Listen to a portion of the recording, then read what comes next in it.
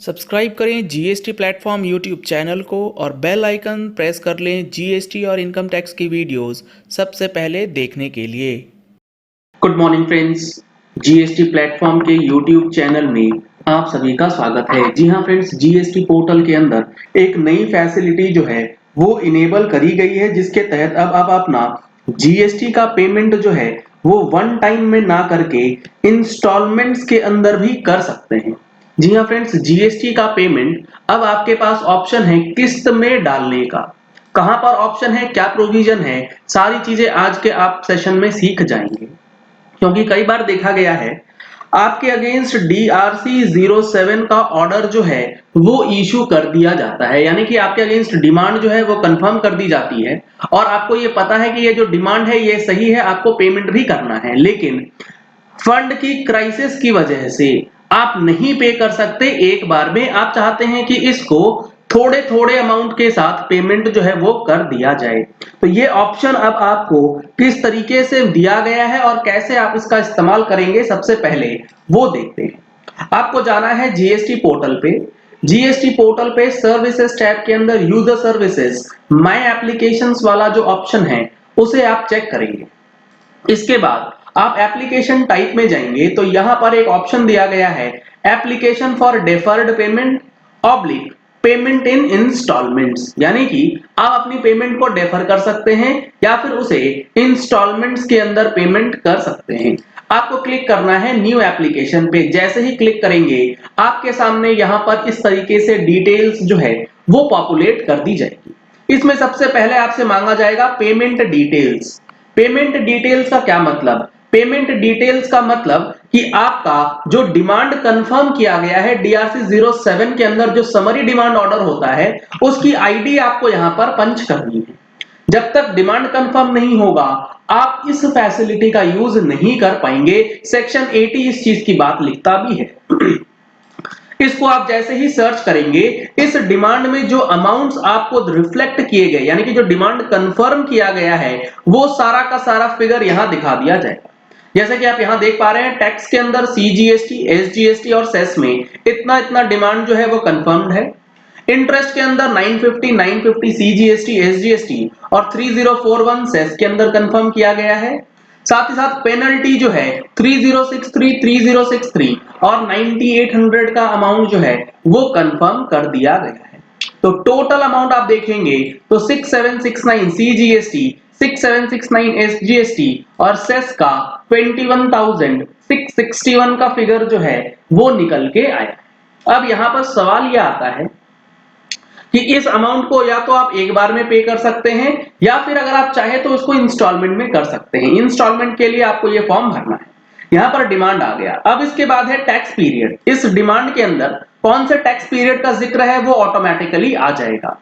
Type of payment आपको यहां पर सिलेक्ट करना है कि आप मंथली इंस्टॉलमेंट देना चाहते हैं या फिर डेफर्ड पेमेंट देना चाहते हैं। यानी कि डेफर्ड पेमेंट का मतलब आप कुछ दिनों के बाद किस दिन आप डालना चाहते हैं पेमेंट, क्या प्रोविजन है वो अभी सेक्शन 80 पढ़ेंगे तो आपको चीजें क्लियर होंगी। मंथली इंस्टॉलमेंट यानी कि आप हर महीने कुछ कुछ अमाउंट जो है वो पे कर सकते हैं। इसमें मैक्सिमम लिमिट है 24 इंस्टॉलमेंट्स। 24 इंस्टॉलमेंट से ज्यादा आप यहां पर नहीं कर पाएंगे। यहां पे मैक्सिमम अमाउंट जो है वो 24 ही आप डाल सकते हैं, यानी कि 24 किसी भी अमाउंट का आप कर सकते हो। मैंने मैक्सिमम करा है 24 instalment.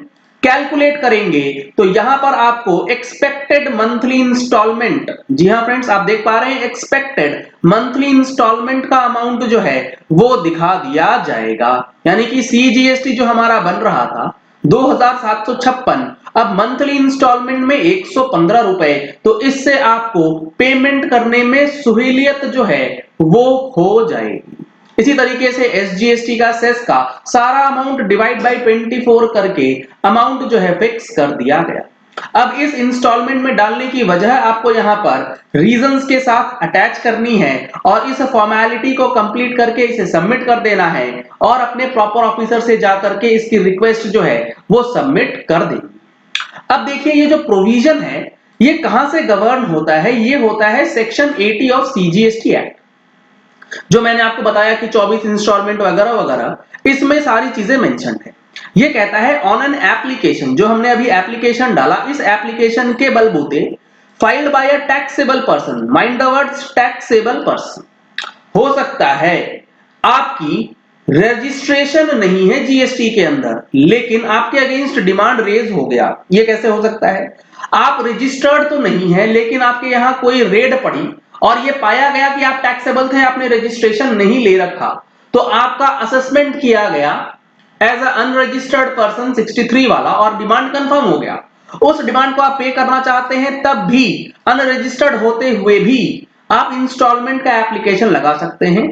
The commissioner may for reasons to be recorded in writing, क्यों आपको इंस्टॉलमेंट दिया जाए उसका कारण लिखते हुए, extend the time for payment, यानी कि डेफर कर सकता है टाइम ऑफ पेमेंट। यहां पे दो ऑप्शंस थे ना, डेफर्ड पेमेंट और मंथली इंस्टॉलमेंट। तो डेफर्ड पेमेंट का ऑप्शन भी आप ले सकते हैं कि 1 महीने 2 महीने के बाद आप इसका पेमेंट जो है वो करना चाहते हैं, या फिर मंथली इंस्टॉलमेंट का ऑप्शन भी आप ले सकते हैं। तो दोनों चीजें यहां बताई गई हैं, extend the time for payment और allow payment of any amount due under this act, कोई भी अमाउंट का आप इंस्टॉलमेंट डाल सकते हैं other than the amount due as per the liability self assessed in any return.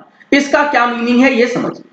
आपने जीएसटीआर 3B के अंदर कोई लाइबिलिटी डिक्लेयर कर दी, यानी कि रिटर्न की लाइबिलिटी अगर आपकी बन रही है, तो उस रिटर्न की लाइबिलिटी के लिए आप ये डेफरमेंट वाला ऑप्शन नहीं ले सकते। आपको उस लाइबिलिटी, सेल्फ असेस्ड लाइबिलिटी को ड्यू डेट से पहले ही जमा करना है, due date of return filing of 3।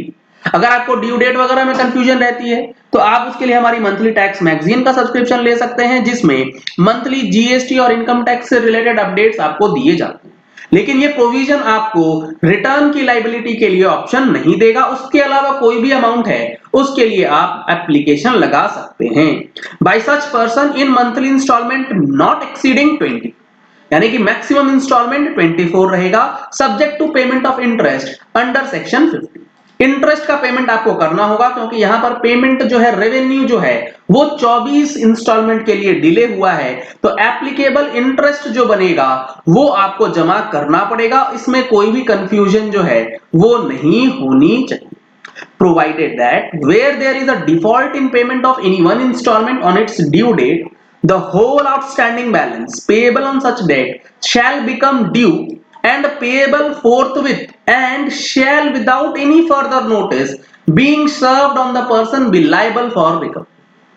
Government ये कह रही है कि आपको मोहलत दी गई, आप इंस्टॉलमेंट में पे कीजिए, लेकिन अगर आपने एक भी इंस्टॉलमेंट की ड्यू डेट को लैप्स करवा दिया, मतलब उस ड्यू डेट से पहले या उस दिन तक नहीं पेमेंट करते हैं, तो उस दिन जो अमाउंट ड्यू होगा पूरा का पूरा आपको जमा करना पड़ेगा, अदरवाइज गवर्नमेंट आपसे रिकवरी जो है वो स्टार्ट कर देगी।